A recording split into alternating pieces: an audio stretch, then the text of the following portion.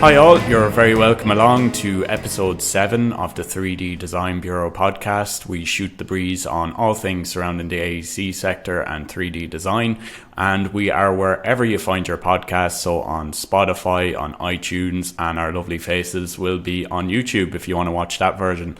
So today it's the usual suspects. It's me, Kevin Kavanagh, and it is Nick Polly, our Managing Director. Nick, how are you getting on? Yeah, all good. Oh, good. Yeah, we're in the home stretch now of the Christmas, so it's pretty manic on the production side, and a lot of clients looking to get planning applications in for this deadline of Christmas that everyone gets in their head. But yeah, it's all good. Busy. Yeah. Everyone seems to. It has to be in before Christmas. There's no life after Christmas, is there? No life. And I wouldn't mind, but the planning portal closes, so it's not like the time is ticking over Christmas. It actually closes, but it's a psychological thing where just get it in before Christmas, and tick it off the list. So there's a good few projects. It's one of our busiest times of the year, so we ramp up for it and we prepare for it, and getting through it with another couple of weeks. Well, 3 weeks left, 2.5-3 weeks left, and then I think everyone's going to take a well-earned break. I think everyone's looking forward to it, all right. Not that you're counting down the weeks. No. But for this podcast, for episode 7, we're a bit sad to say that it's going to be the end of the podcast, our very last episode. Until next year. Until next year. We're going to change it up by getting, proper headphones and, proper tech and stuff like that. It's been good though. I think it's gathered a bit of momentum. On our first one, we've managed to increase the listenership from the 2 that we had hoped and stuff. And we've had some good guests on and stuff and touched on some very good subjects. And I think we've got some good subjects lined up for next year. So yeah, it's been. I think it's been an interesting journey so far. Yeah, it's been great, and the interest has certainly spiked. We're starting to, as opposed to us reaching out to people saying if they want to come on the podcast, we're starting to get property professionals coming to us saying that they'd love to come on. They all have a story to tell. So we're building our guest list up for 2022. So it should be very exciting. Cool, excellent. Look forward to it. Yeah. So Nick, the topic of this podcast is, I suppose, reflecting on 2021 and the big plans that we and you have for 2022. So I suppose there's a lot of things in 2021 we want to look, we don't want to look back on, we want to put to bed. But I suppose reflecting on the year, what's your thoughts? Yeah, I think in the industry, it's very much centered around SHDs and the judicial reviews, which is still a thorn in everyone's side, but hopefully Q1 of next year that'll sort of get washed out a bit, because there was a recent judgment a couple of weeks ago, about 3 weeks ago, that where the judge ruled that the appellant has to pay costs on non-environmental items within the JR that was lost, and that was a big warning shot across the bow. So a lot of people feel that the JR element is being it's being phoned in. That's the solicitor phoning in now saying you can't talk about that. You can't talk about that. Yeah. That's our legal department now ringing us saying, "Here, would you tell Nick now to stop talking about that quick?" I think though, sorry, so that appellant is going to be hit for cost. So I think you'll probably find that leave for JRs hopefully will have more substance to them and be a bit more legit rather than sort of shooting fish in a barrel. So that was a big thing over the year. We continue to grow as a team and as a studio, and that's been really encouraging to see despite the pandemic. I think we were expecting probably further restrictions. We haven't come back to the office yet, and we'd made the decision about 2 months ago not to give any headspace to that and just see how the Christmas goes. And you can see that that's probably been a good call, in the sense that it's the restrictions have come back in and recommending working from home, but we've been 2 years now working remote, so the team has settled in very quickly, and there doesn't seem to have been that much of an issue. But I would love to see next year, the hybrid model. I think we're definitely going to go to the hybrid model. No decision has been made yet as to how we're going to work. And I think the hybrid model for most offices and most businesses is going to be a key thing in 2022, and how to manage that, because of, there's some firms like architectural firms who want them all back full time. Then there's other firms that are happy with hybrid model. But definitely there has to be a hybrid model. You can't beat the face-to-face and the interaction between team members, and how even having a cup of coffee together can spur on ideas or solve issues and stuff. I've seen it over the last 2 years with the odd person that's coming into the office here, So I think that's going to be a big thing next year across the industry, Totally. And I suppose you touched on it on the start of that. Did you notice any patterns in 2021 for us? Like, let's say 2020, when the pandemic hit, there was a huge spike in our virtual tour solutions, and it wouldn't take a genius to figure out why that was. Like the whole world shut down, and virtual tours was one way that real estate agents could show their show houses. It's one way that schools could host their open days. So that's a big trend we noticed in 2020, and it did carry into 2021. I suppose this year, was there any patterns? Was it the changing of the legislation for SHDs? Was there any big changes towards the end of the year? Yeah, there was definitely a dip in October when the whole thing around the SHD and the new vehicle, which is the LSRD, which is still not in legislation, and still the vehicle for planning applications has not been fully signed in. So there was definitely a dip where clients were kind of like, well, which road do we go? Do we go SHD? Well, we don't know what the timeframes are. There was a lot of confusion around that around October, and definitely saw a drop off as a result of that. But then once that sort of bottomed out, and come the end of October and into November, once clients and design teams knew they were going to, there's certain dates that are there now that they can hit, then it started ramping up again, and then November just ramped up fully again. So that was probably the only change in the pattern that we've noticed over the last number of years, where it's just been a steady growth in the company across all sectors, whether that be 3D planning, 3D marketing, BIM and virtual tours, Yeah, and with the virtual tours, I suppose we saw a massive spike at the start of the pandemic, and then it's starting to level out now, but the interest and the projects that we have on virtual tours are much higher than what they were before the pandemic.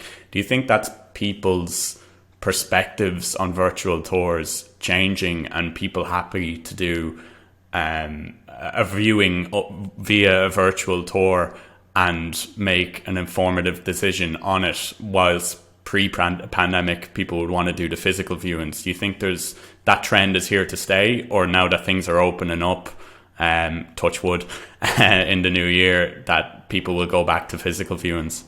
No, I still think they'll use the virtual viewings. Like the virtual viewing, the virtual tours, the Matterport stuff we do has certainly ramped up in terms of the commercial sector.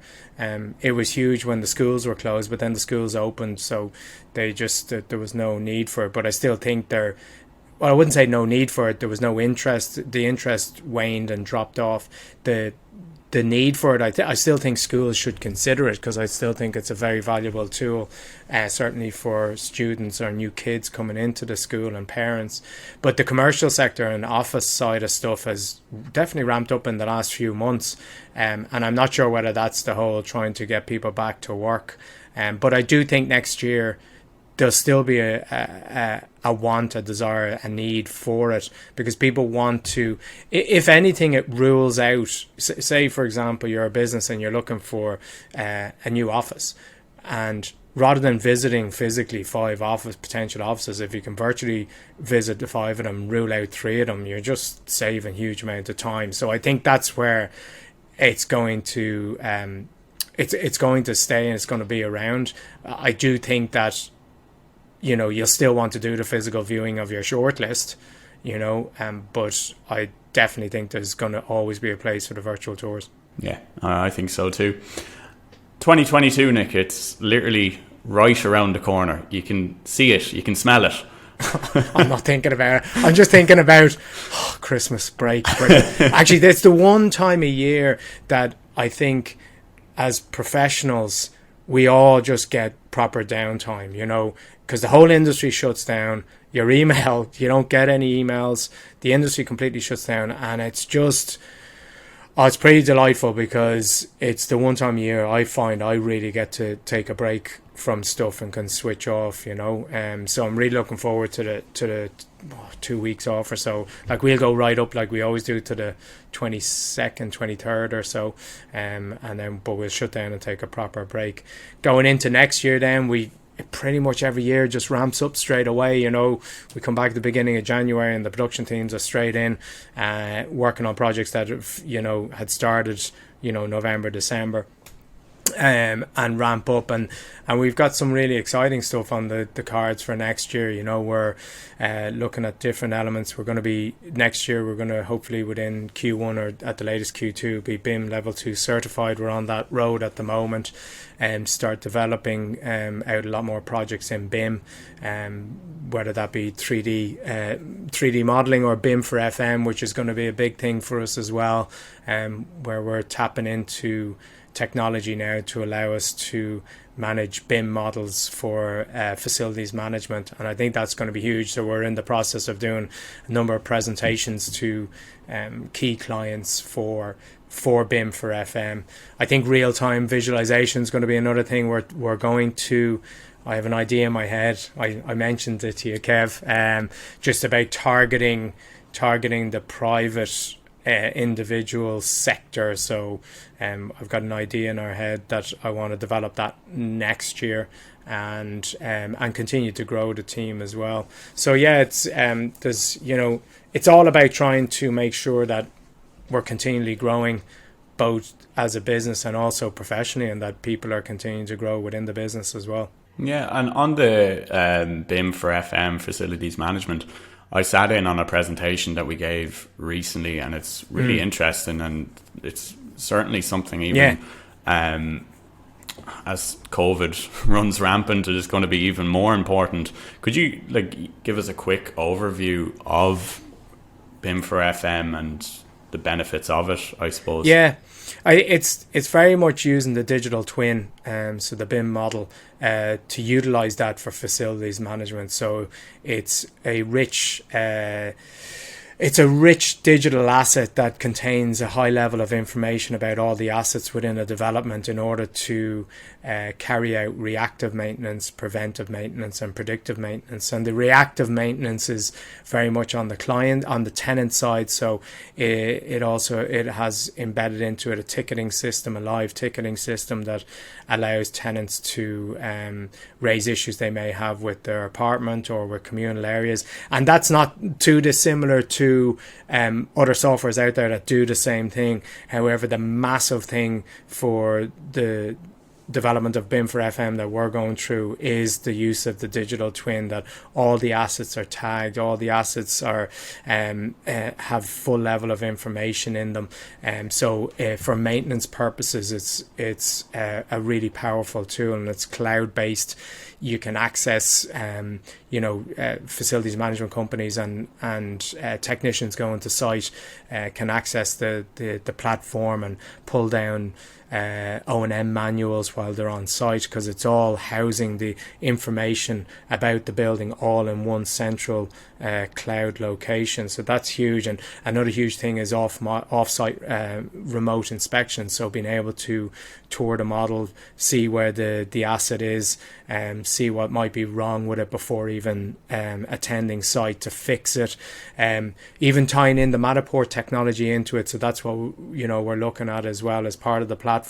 It's tying the Matterport in, so utilizing a scan of the typical apartments in the space. So again, for off-site remote inspections, that technicians can actually tour the Matterport tour and get a good feel for the apartment, or see if there's going to be anything in the way when they get to site that's going to hinder their work. So yeah, it's a really exciting area. We've been working on it now for a few months, and but it's really powerful. In particular, it's targeted towards the PRS schemes, you know, where large scale developments are being held under an entity and that they're being rented out. So yeah, really excited about that, and it also ties in with the BIM journey that we're on. And you know, we're working on a number of BIM projects at the moment in terms of data centers, and we're working with a couple of clients and a couple of big data centers in Europe actually doing BIM 3D modeling, which has been really exciting as well. And we want to further develop that next year as part of the BIM side of the business, you know. So that's going to be a great area of the business. And then also, like, daylight sunlight's not going away. It's never going away, and that area of the business is going to increase and grow next year as well. May even look at the whole area of rights to light, which is starting to creep in as well. But it's a very it's quite a complicated area of it's different to daylight sunlighting for planning. It's much more of a legal issue, so I'm not sure how that's going to come about or where we're going to go, but it's something we're going to investigate as well. So just constantly trying to, you know, evolve and stay ahead of the chasing pack, and just, you know, be thought leaders in the space of AEC. And I don't use that term lightly. You know, we've worked hard, you know, over the past 5-6 years in particular, but even up, you know, over the last 22 years of being in business, always trying to think, what can we be doing better? What can we be offering to clients? Are we staying on trend? Are we staying ahead of the game? Are we, you know, should we be looking in a certain direction? And that, you know what I mean, that doesn't happen by accident. That takes a lot of work and a lot of mental energy, but it's very rewarding when something that you've put into put a plan together to implement, and that it comes true. And not all of them come true, you know, but you know, it's seeing the ones that have the potential, that potentially can come true, and then sticking to your guns and going with it. So that's a little bit of an insight into 2022, you know, and looking forward to it for sure. Yeah, it's going to be a very exciting year, especially I'm looking forward to the BIM journey as well, and not that we're not already on it, but definitely moving into FM, it's something I find very interesting. And even the predictive over 10 years, because you're feeding in all that information into a BIM model, into a digital twin, and then being able to see what predictions that will come out of that. So there's always an issue in this block with these certain assets, so how to predict and solve problems before they happen. Yeah, and we're like we're not. I suppose an important point though is we're not going down. We're not facility management company or firm, and nor do we want to be. But we want to be. We want to develop that tool for BIM for FM in order to assist and partner with facility management companies to make their life easier, and also that the client and the owner of the scheme has full view on the running of the scheme and the costs associated with that, which can get lost very, very easily. But everything can be tracked so simply, and data pulled out of the platform as well. Like, it's a really powerful platform. And yeah, like I every time I give a presentation to a client about it, I get more excited about it. So that's always a key indicator for me that yeah, we're doing so. It's definitely something we need to be. We're on the right road, for example. So and that it's definitely something that will be successful. It's just going on the journey and making sure that we implement it well for clients, you know. So yeah, it's really good, like, you know, and I think that'll be a really interesting area of the business going forward from next year. Well, that's all the fun stuff, Nick, and all the stuff we're looking forward to. But is there any changes you'd like to see in 2022 in the industry? And then is there any challenges that you predict for us moving forward? Any changes? Not so much now. I definitely think the planning system needs to be resolved, like, you know, and that's happening in the background. And the judicial review stuff is very much hampering consultants' work, you know, and everyone's just uber conscious about, am I covered for JR, because no one wants to get sued. And so even legal teams now are just, you know, in my opinion, nearly just covering themselves from a JR perspective, and I really would love to see that being resolved. I'm not saying that JRs have their place, you know, in terms of if it's a legit request for leave for JR and it's granted, but some of the stuff that's been granted over the last year is just crazy. So hopefully that's the biggest challenge, I think, and threat to the industry right now, because what'll happen is just developers are just going to go, look, we can't develop, you know what I mean? And then the industry is going to slow down, you know what I mean? Which is obviously going to feed into all the consultants. I think also there's been a lot of noise about the whole external funds funding developments and what I mentioned before, the PRS, and you know, they have a place in the housing sector. They're really important, you know what I mean? And I think we have to be very careful as a nation not to scare them off, because we have a housing crisis. There's not enough houses being built, and you scare them off and a huge chunk of money's gone, and the banks are not lending the money they used to lend back in the Celtic Tiger. They're just not. So the vast majority of big developments that are happening are externally funded from like pension funds, you know what I mean? So, and stuff like that from abroad.